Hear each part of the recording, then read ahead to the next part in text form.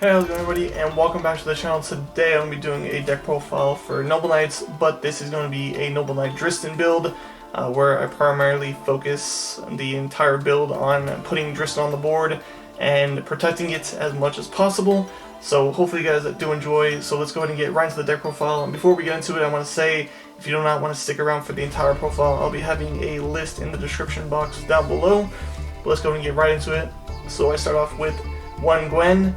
Now this is just a noble arms you have access to at all times as long as they don't have a Necro Valley or Called by the Grave, your Gwen.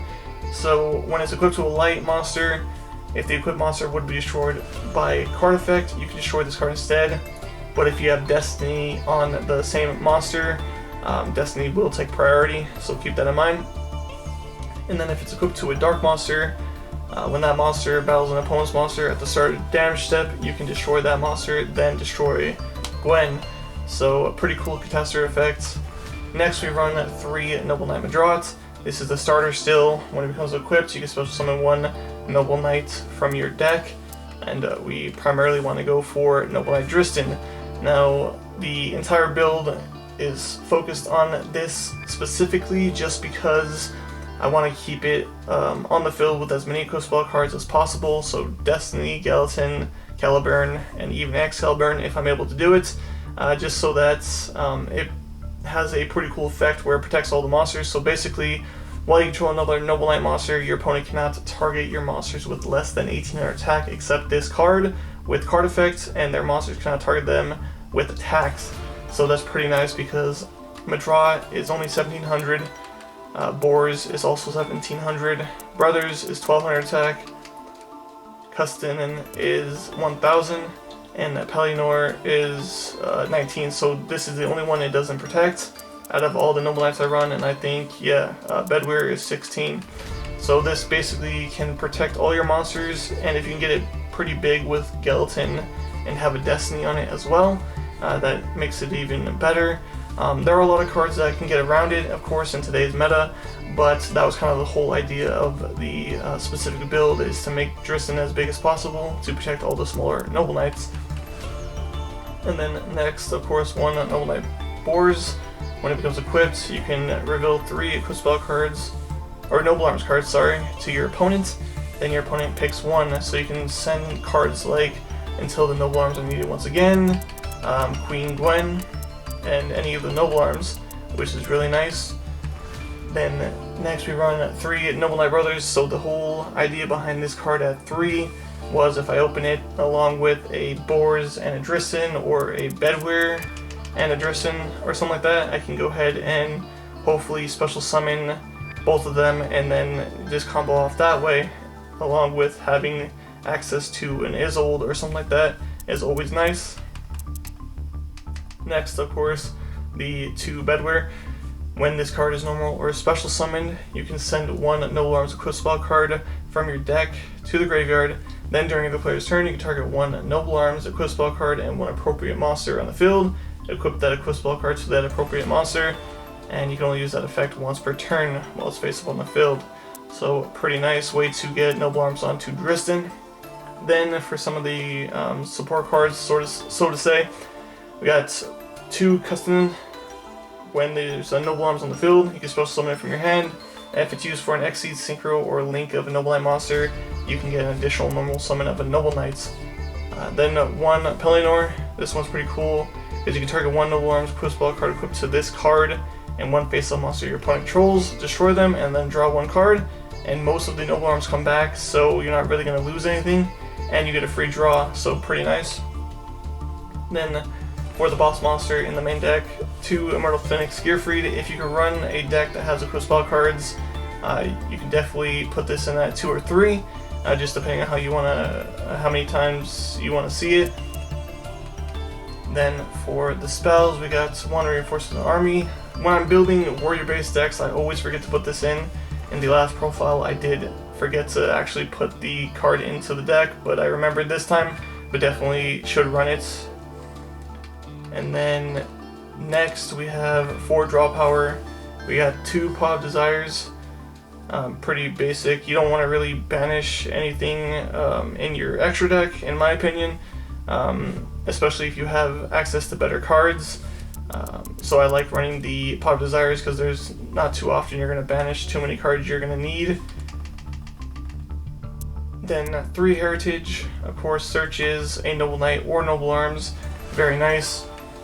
And then when a Noble Knight is destroyed while equipped with the Noble Arms, you get to add it back to your hand so you can recycle it, which is really strong for this specific deck, of course.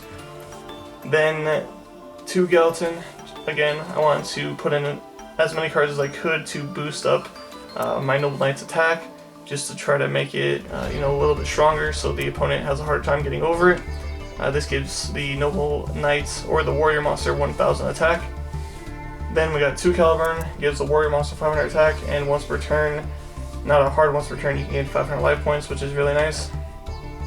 Then we have 2 Noble Arms of Destiny, or 3, sorry, the most important Noble Arms in the deck, in my opinion. It protects your monster by being destroyed by battle or by card effect once per turn.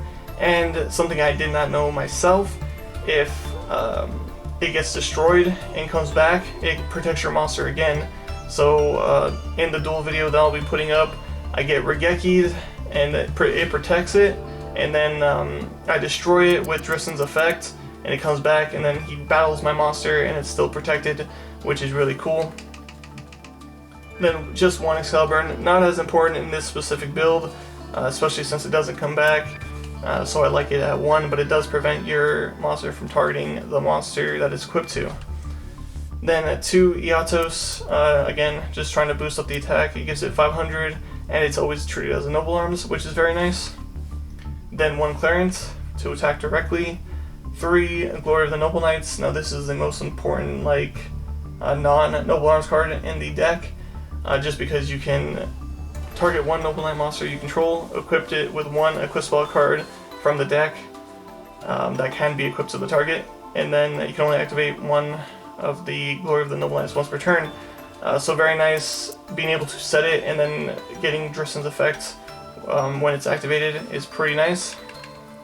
Then 2 Until the Noble Arms are needed once again, just to try to get a card from the deck.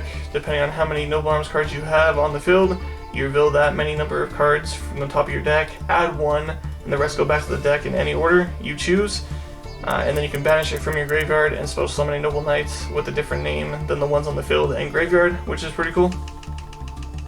For the extra deck, you can change this up in any way you want, but I don't have access to a lot of the cards on Master Duel at the moment, so I put in a Gemini Pearl, Evigishki, Photon papilloperative, and even if I did have a lot of the better cards, I would still put this in here. I do like Photon papilloperative, just because in some cases you can actually get the effect to help you win the game or just get an advantage. So you detach 1 material and target 1 defense position monster on the field, change it to attack.